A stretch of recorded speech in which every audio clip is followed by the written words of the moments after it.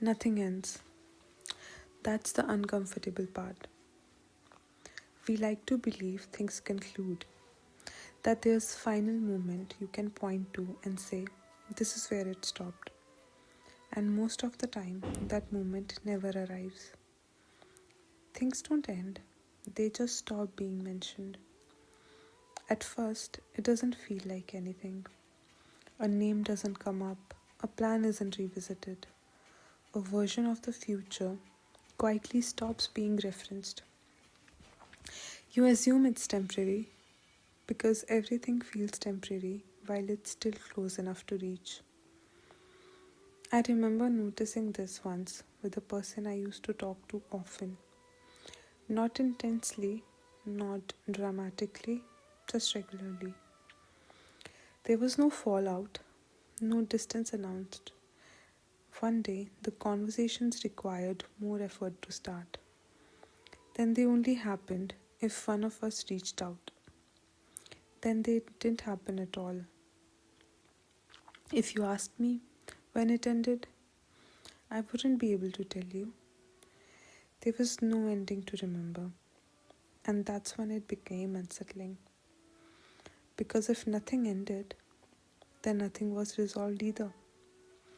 It just stopped existing in the present. This happens more often than we admit. Friendships don't collapse, they expire quietly. Dreams don't shatter, they stop being updated. Even the parts of ourselves don't disappear suddenly.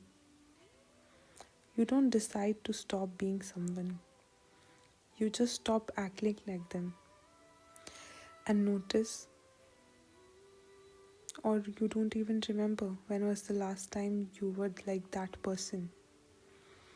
That's what makes this kind of ending heavy. There's no moment of acknowledgement, no signal to grieve, no permission to move on. Life simply keeps going, carrying new things forward, while older ones fall out of use. And because nothing broke, it feels wrong to treat it like a loss. But something was lost, not through destruction, through neglect, through attention moving somewhere else. I've gone back to old messages before, not to reread them, just to confirm they existed, to see where the conversation stopped. And the last message never felt like an ending. It was provisional, like it was written assuming there would be more.